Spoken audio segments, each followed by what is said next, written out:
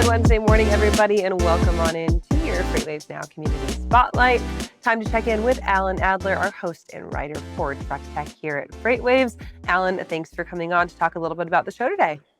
Sure. Happy to be here. We have a fun one today, actually. It's a little bit cold where I went, but it was a lot of fun to go out to what used to be known until yesterday as RRAI, which is Robotic Research AI. Changed its name yesterday to Forterra, which does sound a lot like another company that we've talked a lot about called Proterra, but they have nothing to do with each other.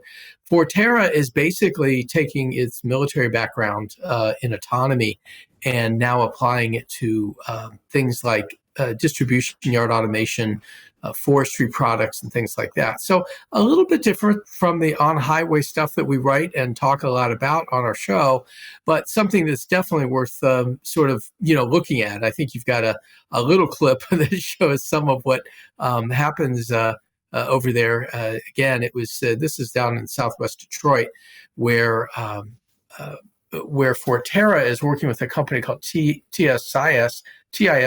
I might get it right. Sorry. Anyway, they bring a lot of the containers in from a CSX railhead about 2 miles away, and as these are dropped off, then there's a couple of Kalmar autonomy-equipped Kalmar yard tractors that move them into place. And among the things they're able to do is tuck these trailers in much tighter. You could put about 200 in if humans are driving, about 400 when you have the robots do it. So an opportunity to get involved with a little bit of that from a demonstration standpoint for tomorrow, as well as talk with Josh Arrojo, who is the CEO, actually came over from Baltimore to meet with us a few weeks ago. And we talked about sort of where Forterra is heading, what they hope to do, and really about the competition and a lot of other things. Yeah, I had to do a little bit of a double take when I read the topic for today because I was like, wait a second, Proterra makes batteries, but now here we are.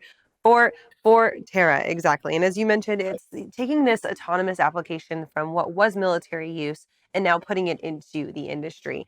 And we know, of course, when we talk about robotics, that we see maybe a different company in the industry going the opposite route, right? Kodiak Robotics doing a lot of that contracting with some of their military clients instead of going out straight to the commercial trucking space.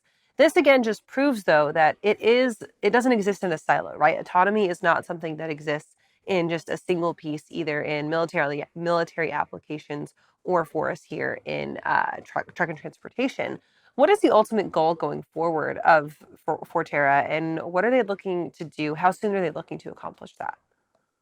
Well, first of all, they are involved still heavily in the military space, and they actually generate revenue there. They're on every sort of autonomous program that the military does, including one that's now moving towards production. The military and really government in several places has gotten a lot more interested in commercial technology. It used to be that the military sort of developed its own of everything and spent a lot of money doing it. And it was sort of military grade versus commercial grade, or what we might call automotive grade. And I think what you've got now is you've got these commercial opportunities. Forterra again has been around since about 2002. Has been on the ground floor of everything autonomous with the military.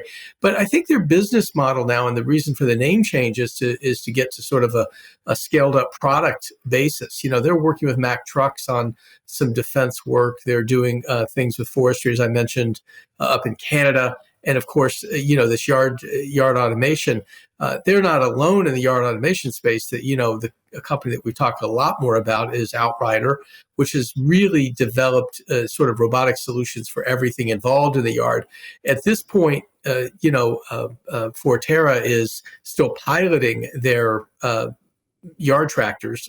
They do the buildup of those by themselves. So they're not into any kind of production of that yet. But just getting a chance to see what is possible, as rudimentary as it is.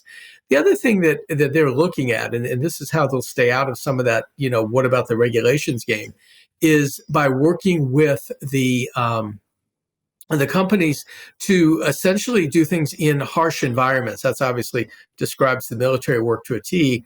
And also, if you look at, some of the video that goes with today's piece, you see that you've got, very rough kind of pockmarked and potholes and mud and everything. Not a great environment, to operate on. So things that are in closed spaces like distribution yards that are off road or off highway uses where you don't have to worry about regulations. That's one of the things where they think they can scale their business up more quickly.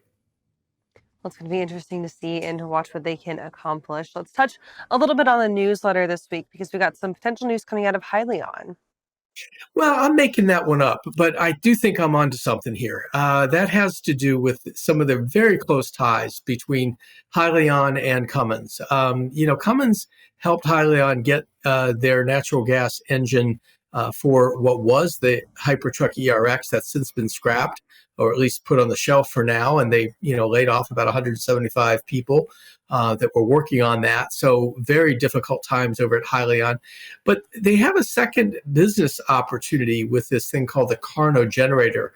This is technology that they purchased from General Electric and are developing for, using it both for data centers as well as in the sort of the electric truck charging space. This is a generator that can essentially, like Doc Brown's invention, operate on pretty much any fuel. I wouldn't try garbage probably, but they've done it with flare gas. They can do it with hydrogen, with natural gas, and it will make electricity off of any of those. So the idea is to get this into some level of production, even this year, begin making some sales. And when that happens, they might become a very attractive candidate if this is a reliable product for any number of companies. But Cummins makes so much sense, Kylie, because they've got Rich Freeland, who's the former president of Cummins, on their board.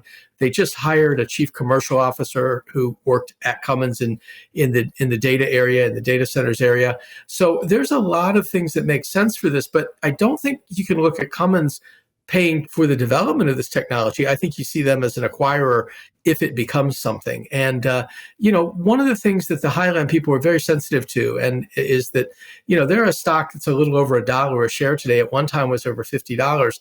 So investors have taken a real bath in this company. And I think the idea of, this is a very high powered board, very, very experienced board of directors that is helping, 30-year-old Thomas Healy, make something of this and ultimately find a way to help make shareholders, if not whole, at least get them something back. And whether that means that Hylion continues as a business itself, or whether that technology becomes something that someone else owns, I don't think that really matters so much. It's just trying to help the investors who really have, those that have hung on have really taken a big haircut. Yeah, it feels like Hylion is one of those companies that is continuing to hold on, and they're one of the few out of that group that came really to their height in 2019, 2020, 2021 with all that fruition and raising all the capital that they did. Alan, for people who want to subscribe to the newsletter or catch the show, where can they go to do that? Well, the show today, 3:00 this afternoon on the FreightWaves YouTube channel is the live airing, I guess, and then right after that, it's available on the playlist. If you go to the FreightWaves channel on YouTube, you touch shows and then find Truck Tech, you can get a full playlist there. The newsletter is Fridays at 11. You can subscribe by going to freightwaves.com and under newsletters and opt in there and sign up. It'll come in your email at 11 o'clock on Fridays, as well as be on the website. Good stuff, Alan. Thanks for that. And thank you guys for joining us for this Community Spotlight. Okay, thank you.